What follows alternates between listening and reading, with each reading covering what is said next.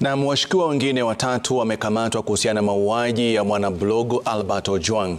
Washukiwa hao wanaoaminika kuwa mahabusu katika kituo cha polisi cha Central wakati Ojwang alipofikishwa, wanadaiwa kutumiwa kumtesa kabla ya kuachiliwa kwa njia tata. Na kama Ben Kirui anavyoarifu, familia ya Ojwang imeendelea kudai haki kwa mauaji ya jamaa yao.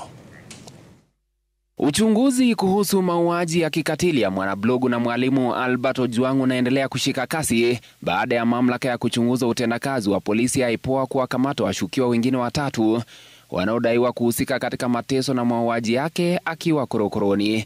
Watatu hao ambao walikuwa mahabusu katika kituo cha polisi cha Central wakati Ojwang alipofikishwa, sasa wanazuiliwa katika vituo tofauti vya polisi vya Kilimani, Mudhangari na Kileleshwa. Kwa mujibu wa uchunguzi, inadaiwa kuwa maafisa wa polisi waliwatumia mahabusu hao kumtesa Ojwang hadi kufa. Haya yanajiri huku IPOA ikiendelea kuokoa picha za kamera za CCTV ambazo ziliharibiwa kwa lengo la kuficha ushahidi. Uchunguzi umebaini kuwa sehemu kubwa ya picha hizo zimepatikana na zinachukuliwa kuwa muhimu sana katika uchunguzi unaoendelea. Washukiwa hao Jean Amitou Abwao, Collins Karani Ireri na Brian Mwaniki Njue wanatarajiwa kufikishwa mahakamani Jumatatu, pamoja na mkuu wa kituo cha Central Samson Talama anayezuiliwa katika kituo cha polisi cha Lang'ata. Wakati huo huo, IPOA inawasaka maafisa wawili wa polisi waliorekodiwa kwenye CCTV wakimpeleka Ojwang katika hospitali ya Mbagathi akiwa tayari amefariki. Wakati uchunguzi ukiendelea, familia ya marehemu Albert Ojwang inaendelea kushinikiza haki itendeke. Mjane wake Nevenina Onyango alielezea jinsi alivyokuwa na wasiwasi alipoongea naye kwa simu wakati akihamishwa kutoka Homa Bay kupelekwa Nairobi, akisema kuwa sauti yake ilikuwa ya hofu. Albert was asking if he was safe because he wasn't sure if he's okay in the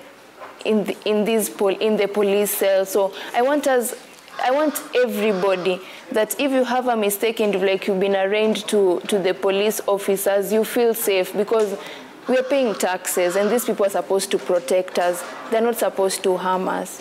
Maswali yangu bado yako pale pale. Yale niliuliza wakati akishikwa. Mashtaka ni yapi dhidi ya kijana wangu? Na mlalamishi ni yupi?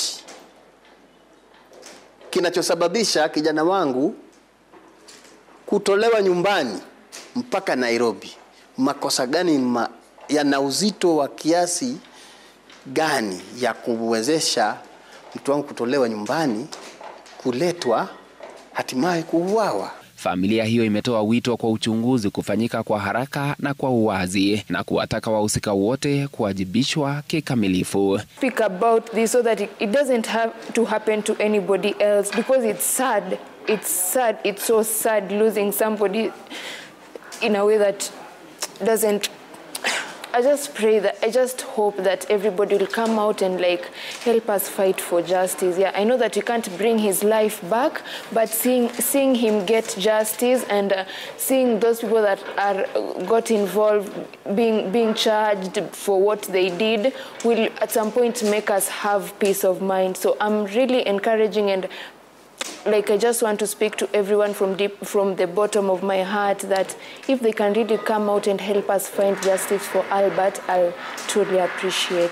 Ben Kirui, Runinga ya Citizen, Nairobi.